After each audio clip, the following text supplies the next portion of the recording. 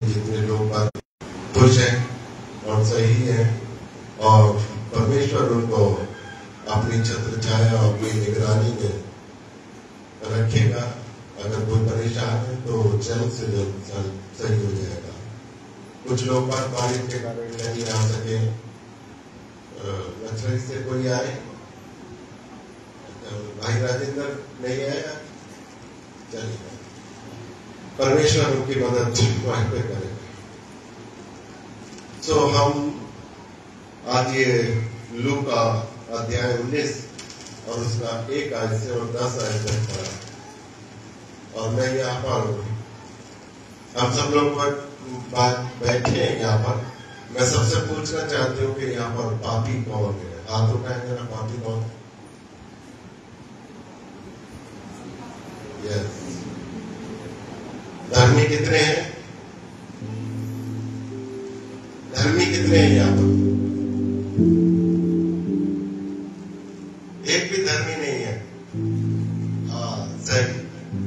धर्मी होते तो हमें यहाँ पर आने की जरूरत ही क्या थी? यीशु मसीह क्यों आया था?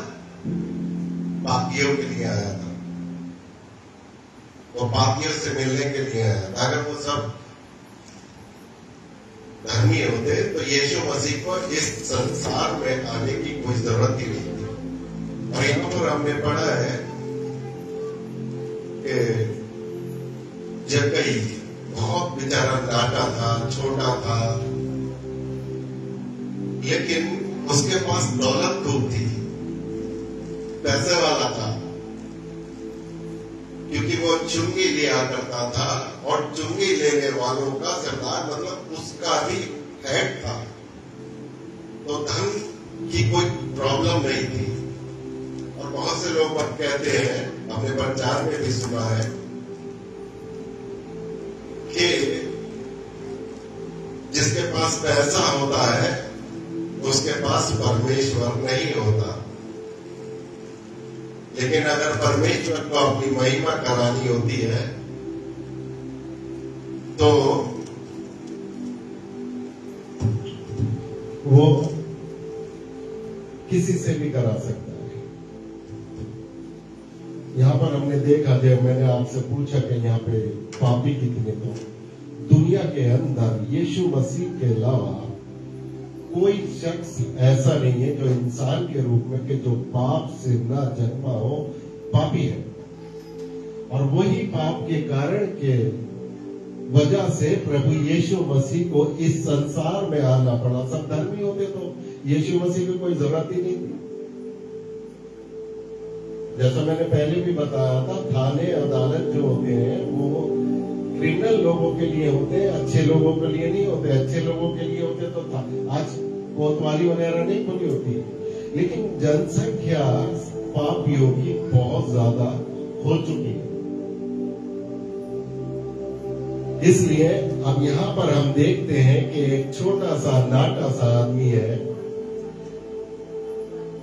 और यरीहो एक नगर का नाम है और वो वहां पर अंदर एंटर कर चुके हैं यीशु मसीह।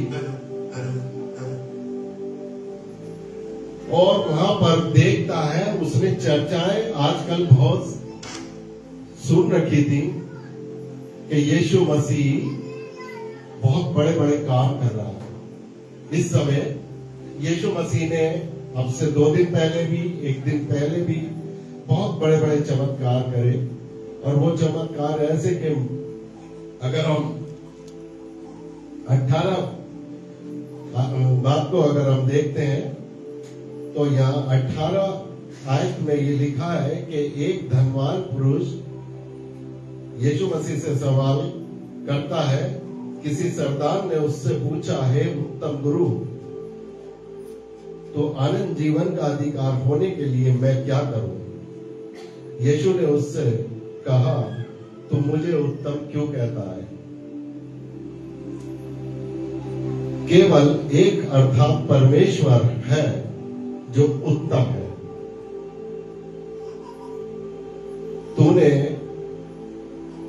तू आज्ञाओं को नहीं जानता, जिसमें ये आज्ञाएं लिखी है कि तू चोरी मत करना, डकैती मत करना, ये मत करना, वो मत करना। उसमें सबसे पहले ये लिखा है कि तू किसी को सजदा मत करना। और यहाँ पे चेले ने ये सवाल उसने कहा कि हे उत्तम गुरु, आजकल लोग बाग बहक जाते हैं। जो असली परमेश्वर है, जो परमेश्वर इन दिनों में जमीन पर रह कर और ये प्रचार कर रखा है, ये प्रचार कर रहा है कि वो जो परमेश्वर है, जो बात आसमान पर बैठा है, जिसकी बादशाह के हम हकदार होने के लिए, शामिल होने के लिए संघर्ष कर रहे हैं। और यहां पर बहुत ढेर सारी बातें हैं कि जब वो प्रवेश कर चुका तो वो गड्ढा था, उसने देखा कि मैं छोटा सा हूं, मैं कैसे, सब लोग लंबे लंबे हैं और मैं भीड़ में नहीं देख सकता हूं। उसके मन में क्या लालसा है, यीशु मसीह को क्यों देखना चाहता था वो? उसके मन में तो एक पैसे वाला होता है और एक कोई प्रचारक है या पादरी है या कोई भी है, तो अगर कोई धनी व्यक्ति है तो वो प्रचारक या पादरी की कोई गिनती नहीं होती। उसको क्या होता है कि मेरे पास एक धन है, धन से मैं पादरी को या प्रीचर को अपने घर पे बुला सकता हूं, धन के वजह से मैं उससे कुछ भी करा सकता हूं। तो मिसालें हैं ऐसी। लेकिन यहां पर उल्टा जो धनवान पुरुष है, जो धनी है, जिसके पास दौलत की कोई कमी नहीं है, और वो आज क्या ऐसा हुआ कि वो परमेश्वर को देखना चाहता है, क्योंकि उसका विश्वास, जैसे अभी बेटा ने कहा कि विश्वास किसी दुकान पर कोई नहीं मिलता। हाँ, विश्वास तो दुकान पे नहीं मिलता, लेकिन दुकान पर धोखा तो जरूर मिल जाएगा। कोई दुकानदार ऐसा नहीं है आजकल के जमाने में कि थोड़ा बहुत धोखा देता हो। अगर वो धोखा ना दे तो कहते हैं हम पेट कैसे पालेंगे। यहां पर वो सारी चीजें छलांगता हुआ जकई और उसको एकदम याद आ जाती है प्रभु यीशु मसीह की कि एक आदमी ऐसा है कि इन दिनों में उसका हर समय, हर दिन, हर घंटे जिक्र हो रहा है कि यीशु मसीह फलाने नगर में गए और उन्होंने ऐसा मिरेकल कर दिया। उसने वहां पर बीमार को जो था वो चंगा कर दिया, तो जो बीमार जन्म से था। यीशु मसीह जा रहे थे, इससे पहले अगर हम देख रहे हैं तो एक आदमी अपने आप को कहता था कि हे परमेश्वर, हे परमेश्वर। उसके चेलों ने उसे डांट दिया, उसके चेलों ने उसे डांट दिया कि क्यों बुला रहा है, स्वामी का टाइम खराब होगा या एक गुरु का टाइम खराब होगा, तो आवाज मत दे। यीशु मसीह ने सुन लिया। यीशु मसीह ने कहा कि इसको मेरे पास आने दो। और फिर वो कहता है गरीब आदमी, हे दाऊद की संतान, अगर तू मेरी विनती को सुन ले, तुझ में ये शक्ति है, ये पावर है कि तू मुझे चंगा कर सकता है। यीशु मसीह ने कहा कि तेरे विश्वास ने चंगा कर दिया, तू चंगा हो गया। वो आदमी चंगा हो गया, तुरंत ही उठ गया। उसके अंदर जो भी बीमारियां थी, जो दुष्ट आत्माएं थी, वो सारी की सारी उसके शरीर से चली जाती है। यहां पर भी आज जकई के सामने एक झगड़न है, एक समस्या है, एक वो वाली बात आ चुकी है कि मेरे पास सब कुछ होते हुए, धन होते हुए, रुपया पैसा होते हुए, गाड़ी बंगला होते हुए, फिर भी एक मनुष्य की जरूरत है जो मेरे जीवन की भरपाई कर सकता है। मैं खोखला हूं, ये धन किसी काम का नहीं है। वो समझ गया था कि अगर मैं यहां के बाद दूसरी जगह पर जाऊंगा तो यहां पर दुनिया की कोई भी चीज, एक रुमाल तक भी मेरे साथ ना जाएगा, क्योंकि वो जान चुका है आज कि मनुष्य जैसा आया था उसको वैसा ही लौटना है। परमेश्वर ने इस संसार के अंदर नंगा भेजा है। उस परमेश्वर ने, जिस परमेश्वर ने इस संसार में हमें धन दे दिया, दौलत दे दी, सब कुछ दे दिए, हमारे जीवन में ऐसे ऐसे चमत्कार कर दिए, आज वो नंगा जा रहा है। इंसान आज वो जगह समझ चुका है। सब कुछ होते हुए भी मैंने कितने लोगों का खून चूसा होगा, मैंने कितने लोगों की बुराइयां ली होंगी, मैंने कितने लोगों के अत्याचार करा होगा, आज वो दौलत मेरे किसी काम नहीं आ रही। उस व्यक्ति को जो जान चुका है, आज इस चैप्टर को अगर हम सुन रहे हैं, अगर आप ये सोचेंगे कि आप ईसाई हैं, ये चैप्टर समझ में नहीं आएगा। आप ये सोचेंगे मैं हिंदू हूं, नहीं समझ में आएगा। आप ये सोचेंगे मैं मुस्लिम हूं, नहीं समझ में आएगा।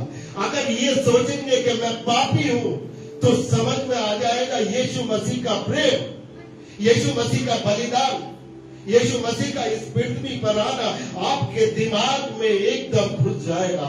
अगर जातियों की नजरों से अगर यीशु मसीह को पहचानने की कोशिश करेंगे, तो यीशु मसीह आपको जिंदगी में भी नहीं मिलने वाला, क्योंकि धर्मों में वो कैद बन के रह जाता है। लेकिन धर्म से ऊपर उठ के हम देखते हैं और हमारी एक ही संज्ञा होती है कि हम पापी मनुष्य हैं। तब एकदम प्रभु यीशु मसीह का प्यार झलकने लगता है, प्रभु यीशु मसीह हमारे अंदर काम करने लगता है। वह ऐसा प्रेमी पिता है, वो ऐसा हमें धनवान करने वाला है। उसका धन इतना अपार होगा कि हमसे रखा भी नहीं जाएगा। एक धनवान व्यक्ति था और एक सूद लेने वाला व्यक्ति है, ब्याज लेने वाला व्यक्ति है, और वो चर्च में दोनों एक ही वक्त पर जाते हैं।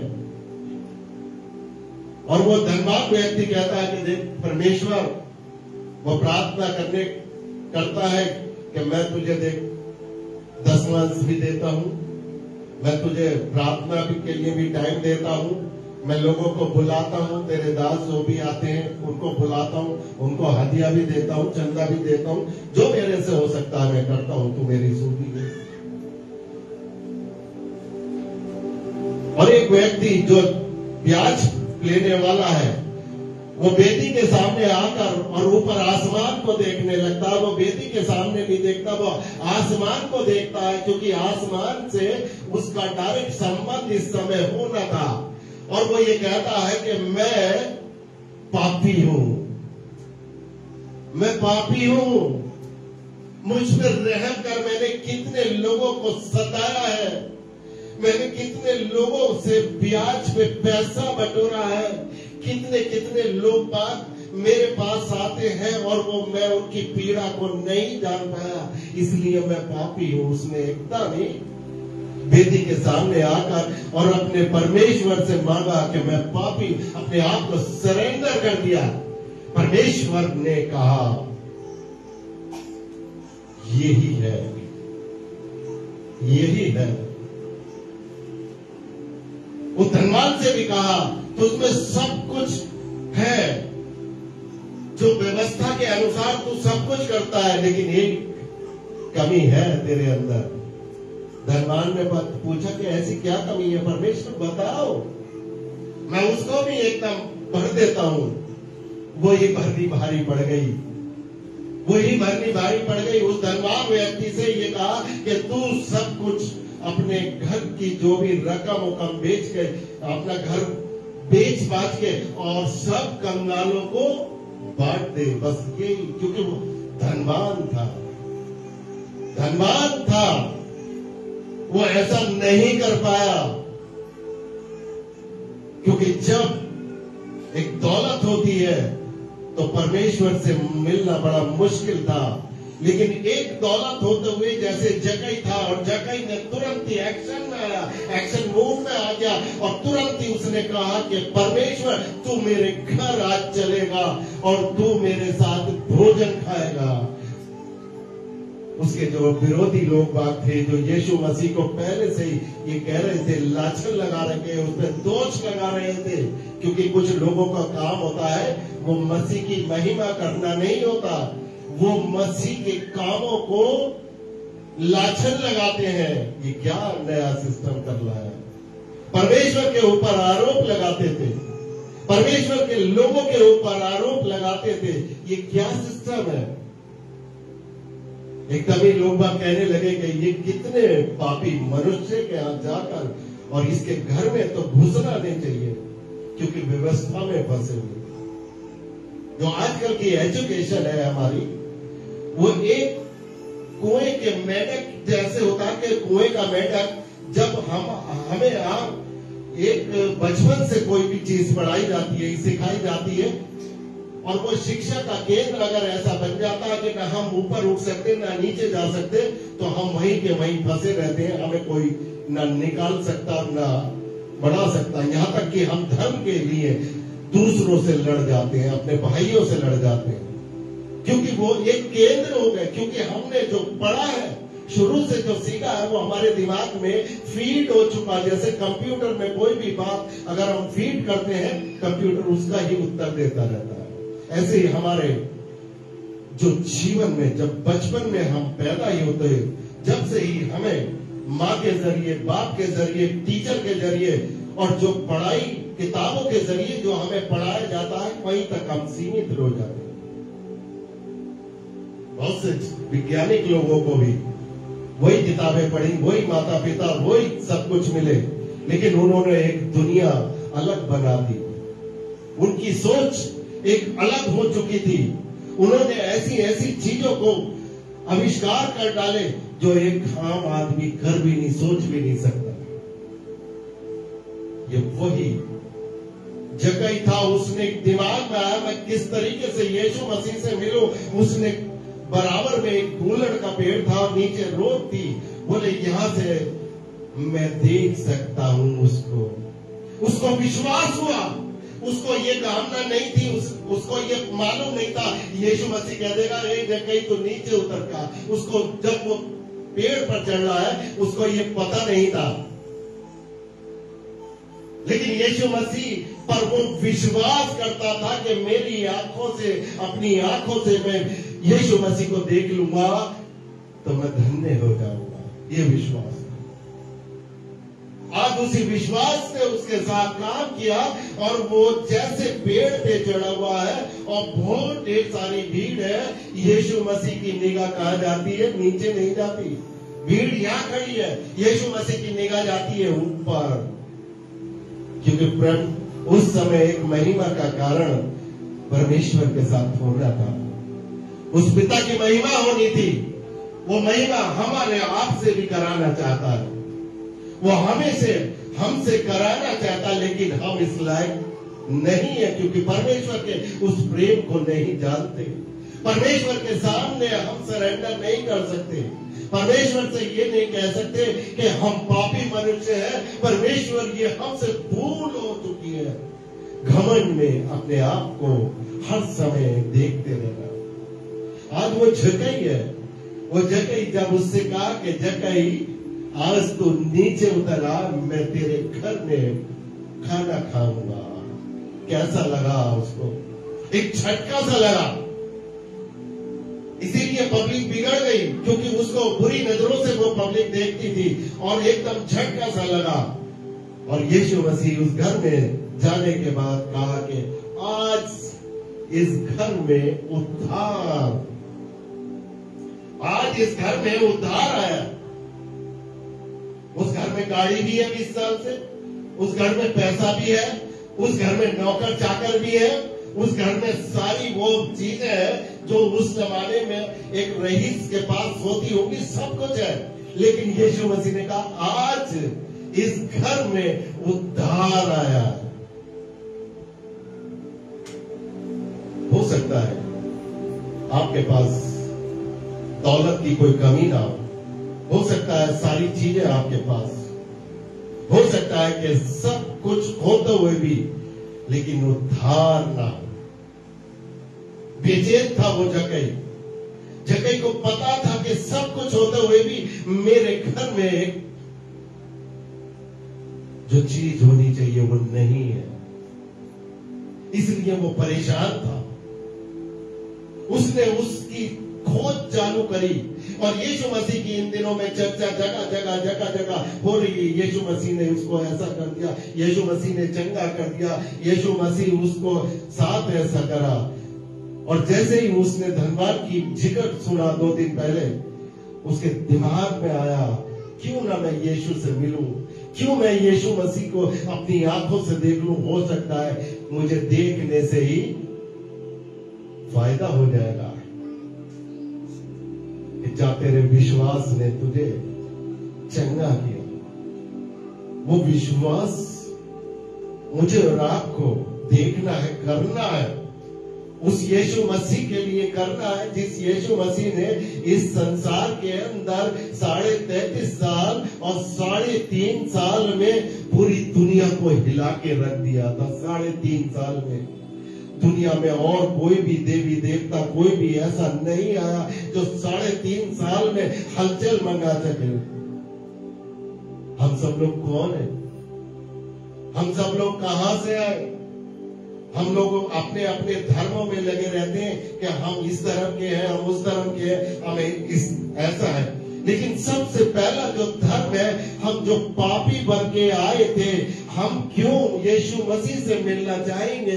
यीशु मसीह के पास क्यों आए थे? क्योंकि हमें जरूरत है उस डॉक्टर की, उस शक्ति की जरूरत है, उस पावर की जरूरत है। यीशु ही एक ऐसा है, हमारे सामने खुदा है, यीशु मसीह ही वो उस पिता का पुत्र है जो हमारे जीवन को बदल सकता है। हमारे धर्म को नहीं, हमारे जीवन को बदल सकता है। और जब हमारा जीवन बदल जाता है तो दुनिया की सारी चीजें हमारे जीवन में आने लगती है। हम सब लोग जगह जगह से आते हैं, लेकिन आप यहां पर बैठते हैं तो एक परिवार का एक अंग होते हैं, परिवार का एक हिस्सा होते हैं। परमेश्वर ये देख के आपको खुश होता होगा। हो सकता है आपकी अलग अलग भाषाएं भी हो सकती हैं, आपकी अलग अलग जिम्मेदारियां भी हो सकती हैं, लेकिन इस समय जो परमेश्वर आपको देख रखा है वो सारी चीजों को आपको समझ रखा, वॉचिंग कर रहा है। तभी परमेश्वर ने कहा, जब बेटे ने कहा कि मैं कब तक तुम्हारे साथ में रहूंगा, कब तक तुम्हारे साथ में रहूंगा, तुम तो अंधे हुए पड़े हो। उस बात को भूले गए कि परमेश्वर ने तुम्हारे अंदर एक आत्मा डाला है। वो आत्मा आपके अंदर है, मेरे अंदर है। वही हमें सिखलाता है, वही हमें समझाता है, वही हमारे दिमाग में कहता है कि ये चीज अच्छी है, ये चीज बुरी है। तो कब तक अपने आप को ये करते रहोगे, दूसरों का सहारा लेते रहोगे? कब तक तुम्हें एक मीडिएटर की जरूरत पड़ेगी? या जक्कई आज उस बात को समझ चुका है कि परमेश्वर के पास आने से मेरे ये सारी की सारी चीजें, ये सारी प्रॉब्लम जो मेरे अंदर है वो सब दूर हो जाएगी। आज हमेशा हम सब लोगों के लिए एक मुक्तिदाता है, वो यीशु मसीह है। और यीशु मसीह त्रिकालदर्शी है। वो हमेशा जानता है, उसने जैसे जक्कई को बुलाया वैसे ही एक लेडी थी जिसको 20 साल से ब्लड जा रहा था। हम सब लोगों ने सुना होगा, बाइबल में जिक्र सुना होगा, वो देखा होगा। वो मिल नहीं सकती थी जक्कई की तरह, क्योंकि भीड़ इतनी थी और वो चल नहीं सकती थी। और वो उसका ब्लड बहते बहते वो इतनी कमजोर हो चुकी थी कि वो रगड़ रगड़ के चलती थी। लेकिन वो कैसे, कितनी मेहनत उसने करी होगी। और उसका विश्वास देखिएगा, उस भीड़ के अंदर वो घिसकती घिसकती चली गई कि और भी कुछ नहीं, मैं उसका वस्त्र पकड़ लूंगी, उसको कपड़े को छू लूंगी। और उसका कपड़ा उस स्त्री ने छू लिया जिसको ब्लड बह रहा था। उसका विश्वास देखिएगा, उसका विश्वास ये था कि आज मैं चंगी हो जाऊंगी। और यीशु मसीह कहते हैं कि मुझे किसने छुआ? चेले कह रहे हैं, गुरु तू कह रहा छुआ, सांप तो तेरे ऊपर गिरे चले जा रहे हैं और तू कह रहा बोले नहीं किसी ने छुआ है मुझे। वो हमारी आवाज को जानता है, वो हमारी आत्मा को जानता है। आज परमेश्वर को कौन पकड़ना चाहता है? उस परमेश्वर को जो परमेश्वर जीवन की डोर है, वो जिंदगी को चलाने वाला है मेरे और आपके लिए। वो समय समय पर हर एक चीज मुहैया कराने वाला है। वो जानता है मुझे आज क्या जरूरत है। उस स्त्री के लिए वो जान चुका था, एक सामर्थ निकली थी यीशु मसीह के अंदर से, एक पावर निकली थी। उसी समय वो समझ गया कि मुझे किसी ने छुआ है। जबकि गिर रहे थे और भीड़ भी उसके ऊपर गिर रही थी, छू रहे थे, लेकिन किसी और के लिए यीशु मसीह ने नहीं कहा। क्यों? विश्वास। उस भीड़ में वो विश्वास योग्य एक ही महिला थी। उस विश्वास को देखते हुए यीशु मसीह ने तुरंत कहा कि मुझे किसी ने छुआ है। उसका छूना हुआ और उसका ब्लड बहना बंद हुआ, क्योंकि उसके विश्वास ने उसको चंगा कर दिया। क्या मैं और आप उस विश्वास को जानते हैं? आज हम सब लोगों के सामने एक बहुत बड़ी समस्या है कि टाइम की बहुत कमी आ जाती है। और जब कभी प्रभु की मार मरती है, जब प्रभु अपने छत्र छाया, अपने हाथ उसके ऊपर से उठा लेता है, तब न गर्मी लगती है न सर्दी लगती है, तब प्रभु याद आता है। प्रभु तू ही बचा सकता है। प्रभु को सब पता है कब मैंने क्या करा था, किस हिसाब से मैं प्रभु को मिलने के लिए आता हूं या आती हूं। परमेश्वर के लिए मेरा बलिदान कितना है, परमेश्वर ने मुझे क्या चीज दी है और मैं परमेश्वर के सामने क्या प्रकट करता हूं, क्या लेकर आता हूं। ये दुनिया भी मोह माया, ये हमारी दुनिया तक है, लेकिन ऊपर सिस्टम जो बना हुआ है, जो परमेश्वर के सामने हम प्रस्तुत होंगे, जब उसके सामने जाएंगे तो हमें कैसा होना चाहिए। इस जगह की तरह ये जगह ने वो करके दिखा दिया, और उस करके दिखाने के बाद उसके विश्वास इतना मजबूत हो चुका कि वो परमेश्वर के राज्य के वारिस हो गया। जब प्रभु ने उसके घर में बैठकर ये बोला, आज ही तेरे घर में उद्धार आया है। कितनी बड़ी बात। मेरे और आपके पास वो चीज होनी चाहिए, परमेश्वर का वो विश्वास होना चाहिए, परमेश्वर के वो मिरेकल जो परमेश्वर ने इस संसार में किए मेरे और आपके द्वारा होने चाहिए। वो चंगाइयां मिलनी चाहिए। आज जो भी अपने आप को सरेंडर यहां चर्च में आके कर रखा है, सच पूछिएगा, आज ही उसकी वो सारी समस्याएं खत्म हो रही है, वो बीमारियां खत्म हो रही है, वो दुष्ट आत्माएं शरीर के अंदर से निकल रही है, क्योंकि परमेश्वर ने कहा कि जो मुझ पे विश्वास करेगा उसको अनंत जीवन मिलेगा। वो अनंत जीवन देना चाहता है। वो किसी को डराना नहीं चाहता, वो किसी की मृत्यु नहीं करना चाहता, वो सिर्फ जीवन दान देने के लिए आया। एक ही परमेश्वर एक ऐसा है कि जो दुनिया को दान देने के लिए आया, और वो भी दान जीवन दान। लेकिन हम समझ नहीं पाते। हम सब जितने भी लोग बाग हैं, ये परमेश्वर को नहीं पहचान पाते।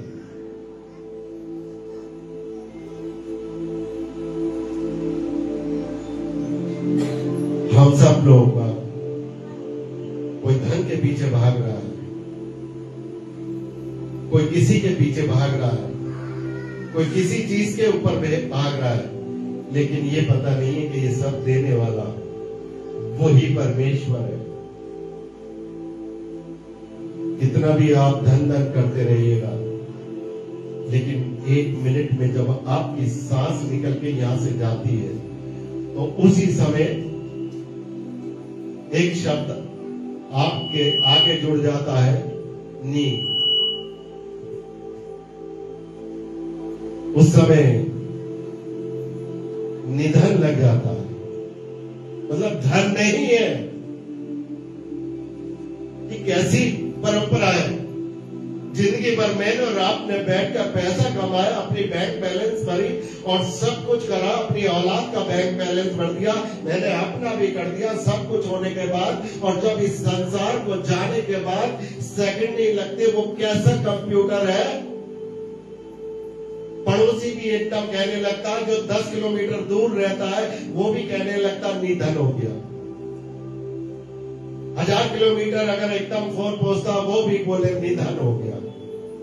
धन कहां गया आपका? वो धन कहां पर है जो इस दुनिया में रहते हुए आपने धन कमाया है? अगर ये जगह भी अगर ये सोचता तो वो निधन में ही गिनती आती। उसको ऊपर का वारिस जो स्वर्ग के पिता ने कहा है ना, आपसे वायदा किया है कि मैं आऊंगा और तुम्हें अपने साथ में ले जाऊंगा, उस महकमे में ना रहना। वो भी आग की भट्टियों में जाता। जगह ने अपने आप को एकदम संभाल लिया, एकदम साफ सुथरा कर लिया कि परमेश्वर मैं पापी हूं और मैं जब तुझसे मिलूंगा, मेरी आंखों से अगर देख लूंगा तो मैं सही हो जाऊंगा। ये विश्वास मेरे और आपके पास होना चाहिए। मैं पापी मनुष्य हूं, मुझे इस बात में नहीं आना चाहिए कि मैं बहुत बड़ा मनुष्य हूं। मैं 10 पादरियों को बुला के खिलाता हूं, मैं 10 पादरियों को चंदा देता हूं, मैं इतने लोगों में प्रार्थना करता हूं, मैं इतने उपवास में 2-2 दिन, हफ्ते में 2 दिन उपवास रखता हूं। ये कुछ उपवास काम नहीं आएंगे। एक ही चीज काम आएगी कि आप परमेश्वर के टच में कितने रहे, नहीं रहे, जिंदा है या मुर्दा है। हमारी इस संसार में 2 वाली जिंदगियां हैं। एक तो हम जीवन जिंदा घूमते हैं और एक हम मुर्दा घूमते हैं। मुर्दा ये कि कोई काम परमेश्वर को अगर हमने पहचानते नहीं है और हम ऐसे काम में पड़े रहते हैं कि जो परमेश्वर को पसंद नहीं है, तो चलती और फिरती लाश बोला जाता है कि इनके जीवन से ना तो किसी को कोई फायदा होगा और अपने जीवन में नहीं सुधार पाए। और एक जीवन वो रहता है कि जो दूसरों को आनंद देते हैं, अपने शरीर से दूसरों को आनंद देते हैं। जैसे मदर टेरेसा, उसने अपने शरीर से दूसरों की हेल्प करी और जब वो खत्म हुई तो उनका बैंक बैलेंस 50 लाख भी नहीं था। लेकिन आज भी वो हमारे और आपके दिलों में जिंदा है, धनवान है। उस परमेश्वर की नजरों में वो धनवान है। उन्होंने अपने लिए नहीं छोड़ा, जबकि हजारों करोड़ रुपया अपने हाथों से गरीबों में बांटे, गरीबों की मदद करी, बीमारों की मदद करी। लेकिन अपने बैंक बैलेंस में उसने 50 लाख रुपए भी, 5 लाख रुपए भी नहीं छोड़े। जो आजकल हम बाबाओं को देखने को मिलते हैं कि इतने इतने बाबा, जितने भी बाबा है, कोई भी बाबा ऐसा नहीं है जिसका 2000 करोड़ 100 करोड़ रुपए की संपत्ति का मालिक ना हो। बाबा बागेश्वर 23,000 करोड़ रुपए की उसकी आज की डेट की संपत्ति है। बाबा आशाराम, राम रहीम, ये 2-2, 3-3, 5-5 हजार के करोड़पति है। बाबा रामदेव, ये कई हजार करोड़ की संपत्तियां। इनकी संपत्तियों से किसी को लाभ आज हो रहा है या नहीं? कोई बाबाओं के पास जा रहा है तो बाबा किसी की हेल्प कर रहे हैं या नहीं, जैसे मदर टेरेसा ने करी थी? नहीं। हमारे और आपके जीवन में यही सोचना चाहिए, आज क्या हो रहा है मेरे पास। हमें उस चुनाव को देखना चाहिए, यीशु मसीह की उन बातों को जाहिर करना चाहिए कि जो यीशु मसीह ने अपने जीवन में हम इस समाज को दी थी, हमें दी थी, हमारे बुजुर्गों को देकर वो गया कि हमें उस चीज को अपनाना चाहिए या नहीं अपनाना चाहिए। आज हम उस धन के पीछे भागे जा रहे हैं जो धन हमको अंधा कर देगा, जो बर्बाद कर देगा। उस धन के पीछे नहीं भाग रहे जिस धन को पाने से सारी चीजें मुझे और आपको मिल सकती है, क्योंकि इसका एक वायदा है कि जब इंसान सुबह अपने पलंग से उठता है, उसको पता है आज उसको किस चीज की आवश्यकता है, उस चीज को भूल जाते हैं। उसको पता है आज मेरे ये संतान को आज ये चीज चाहिए, वो चीज उसकी जरूरत के अनुसार मुहैया कराता है। ये विश्वास हमसे खत्म हो चुका है, ये विश्वास हमारे अंदर मर चुका है। हम चलती फिरती डेड बॉडी के अलावा है। अगर डेड बॉडी ना होते तो जो कहते वो होता, क्योंकि हमारे लिए इतनी बड़ी शक्ति स्वर्ग से उतर कर यहाँ पर जमीन पर आती है और वो हमारे सामने इतने बड़े बड़े मिरेकल करती है और वो हमें चमत्कार दिखाती है। उस चमत्कार को हम भूल चुके हैं।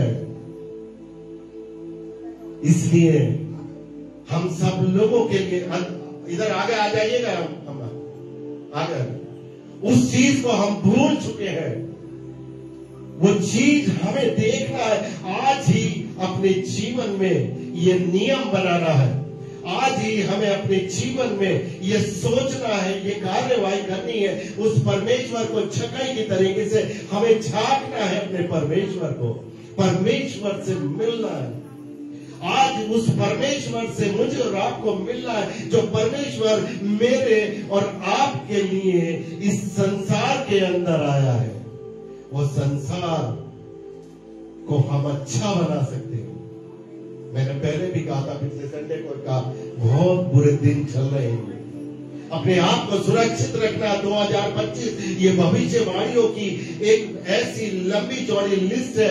यहाँ विपत्तियां ही विपत्तियां इस साल हम सब लोगों के आसपास से गुजरने वाली हैं या पड़ सकती हैं।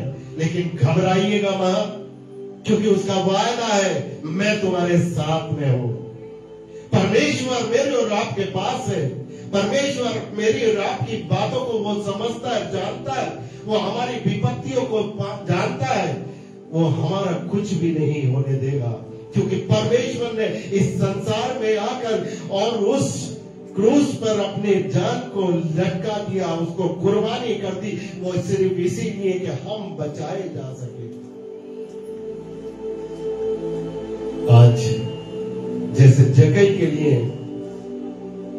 अपनी कुर्बान करा, मेरे और आपके लिए भी उसने कुर्बानी दी, ताकि हम बुरी संगति में ना पड़े, बुरी संगत ना पड़े।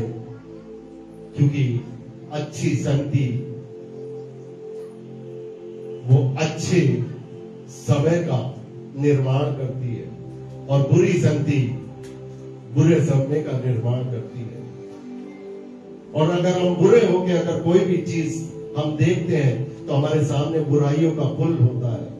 और अगर हम अच्छे होकर अपने बात को ये सोचे कि हम अच्छे हैं, तो आपके शरीर से, आंख से, कोई भी पैर से कोई भी गलत बात नहीं होने पाएगी, क्योंकि आप अच्छे हैं।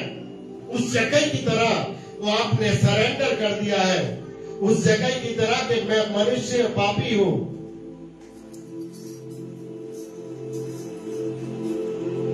जो वो ब्याज लेता था, उसने अपने आप को कह दिया कि मैं पापी हूं, सरेंडर कर दिया। क्या मैं और आप इस समय सरेंडर कर सकते हैं? उस धन को छोड़ सकते हैं जिस धन के पीछे आप जिंदगी बर्बाद कर रहे हैं? आप दिन रात उस धन के चक्कर में लपेटे लपेटे रहते हैं और अपने घर को बर्बाद कर लिए। अपने घर में जितनी भी बीमारियां वो पनपा ली। और एक ऐसा धन आपको चाहिए जिससे उजाला ही उजाला हो, उस घर में सुख और समृद्धि हो, सुख और शांति मिले। ऐसा घर चाहिए। वो घर के लिए मुझे और आपको आज परमेश्वर को देखना पड़ेगा। वो परमेश्वर बहुत है। वो परमेश्वर भी कैसा परमेश्वर होना चाहिए, वो परमेश्वर ऐसा परमेश्वर होना चाहिए जो हमारे और आपके लिए उसने इस संसार के अंदर जान दे दी, और जान देने के लिए वो तीसरे दिन फिर जिंदा हो चुका, ताकि वो मेरी और आपकी बातों को वो दोबारा बात सुन सके, और उस बात को सुन के वो तुरंत ही मेरे और आपके लिए काम कर सके। हमें क्या चीज की जरूरत है? नकली धन या असली धन? हमें चाहिए असली धन जो हमारे पिता तक ले जाता है, जो हम मरने के बाद भी एक धन हमारे साथ ले जाए। मरने के बाद निधन तो हो ही जाता है, लेकिन वहां पर भी धन ना हो मिल पाए तो बेकार का, तो निर्धनी है, उसके पास कोई भी धन नहीं है। आज ये वचन हो सकता है आपके लिए भी पूरी मुक्ति का मार्ग खोल दे। ये आज का वचन आपके परिवार में वो खुशियां ला दे। आज का वचन आपके लिए वो मार्गदर्शन बन जाए कि जिंदगी में आप कभी भी किसी समस्या में न पड़े। आज का वचन वो चीज आपके अंदर वो प्रकट कर दे कि जो परमेश्वर आपकी जिंदगी से कराना चाहता है। कोई भी इंसान, कोई भी बच्चा ऐसा नहीं है जो परमेश्वर उससे अपनी महिमा न कराना चाहता हो। हर एक को परमेश्वर ने तोड़े दिए, वरदान दिए। जैसे दो बहनें इस समय गाना गाती है, बड़ी अच्छी सुरीली आवाज है, परमेश्वर ने उनको एक वरदान दिया है, और अगर ये इस चीज का इस्तेमाल नहीं करती तो परमेश्वर इनसे मुंह मोड़ लेगा, क्योंकि जिस चीज का वरदान दिया है, टैलेंट दिया है, ये परमेश्वर ने इनको दिया है, और ये उससे मुंह मोड़ ले और उसको छिपा ले तो परमेश्वर खुश नहीं होने वाला, क्योंकि ये परमेश्वर को दिखाने के लिए इस चीज को कर रही है, लोगों को दिखाने के लिए नहीं कर रही। कोई ये ना समझे कि ये हमें दिखाने के लिए गाना गाती है, ये परमेश्वर को उसकी महिमा करती है। वो गाना गाकर कि परमेश्वर से वो प्रार्थना करती है, वो भजन गाती है, जो परमेश्वर इनकी सुधि लेगा, हर हालत में लेगा। एक अधिकार के साथ इनको मानने का फर्ज है कि इनके घर में जो समस्या है, इनके परिवार में कोई भी समस्या है, वो परेशानी, वो समस्या एकदम तुरंत दूर होगी, क्योंकि वो देने वाला परमेश्वर है, लेने वाला परमेश्वर नहीं। उसने हम सब लोगों को समय समय पर कुछ दिया है, आज वो लेना चाहता है। और वो क्या लेना चाहता है? मेरे और आपका विश्वास, जगह का विश्वास, उस महसूल लेने वाले का विश्वास। एक पापी मनुष्य का, मैं पापी मनुष्य हूं और मैं आ चुका हूं और मैं निर्धन हूं, अपने आप को स्वीकारा कि मैं पापी हूं। उसने अपने आप को छुपाया नहीं, क्योंकि वो जानता है कि ये बंद कमरे में होकर भी अगर कोई भी पाप करता हूं तो ये मुझको वहां पे बंद कमरे में भी देख लेगा। इसलिए सच सच बोलना पड़ता है। जो प्रभु यीशु मसीह को जान चुके वो सच ही बोलते हैं, वो गलत नहीं बोलते, वो झूठे नहीं बोलते। और जो यीशु मसीह को नहीं जानते वो बहाने बहुत लगाए, उनकी जिंदगियों में बहाने बहुत है। आज चर्च में क्यों नहीं आ सके? इसलिए नहीं आ सके। आज ये काम हो गया, ये काम हो गया, आज ऐसा हो गया, वैसा हो गया, फलाना हो गया। कोई तो आज हालत ऐसी बन चुकी है, चर्चों में लोग बाग खाने के लिए जाने लगे। जिस चर्च में अगर कोई भी लंगर कोई पास्टर चला दे, उस चर्च में भीड़ ही भीड़ मिलेगी। वो परमेश्वर के वचन की भूख नहीं मिलेगी, सिर्फ उनको खाना है। खाने के लिए लोग बाग चर्च जाते हैं, लेकिन जो खाना हर संडे को उनके लिए परोसा जाता है, जो स्वर्ग से आता है, वो खाना नहीं चाहते। उसमें टाइम लगता है। चर्च में तो इतना टाइम लगता है, इतना तो हम कहीं और जाके कुछ पैसा कमा लेते हैं। आज वो पैसा कमा ही रहे हैं, उनकी साइकिल चली रही है, उनकी साइकिल चली रही है, लेकिन पैसा एक कोना भी उनके घर का नहीं भर पाया। शायद अपने पिता से अगर वो मांगते, अपने पिता से वो प्रार्थना करते, तो शायद उनके जीवन में इतनी तरक्की होती, उनके घर बार में एक नया उजाला होता कि वो अपने परमेश्वर को पहचान लेते। आज परमेश्वर उन सब लोगों के लिए रो रहा है। क्यों रो रहा है? क्योंकि उनको परमेश्वर ने बनाया और वो पापियों के लिए ही आया, उन पापियों के लिए ही आया जिनके लिए परमेश्वर रो रहा है कि इनका जीवन बदल जाए, ये पश्चाताप कर ले, ये अपना मार्ग से जो भटक चुके हैं वो भटके हुए जीवन को वो अपने सही तरीके से व्यतीत करने लगे।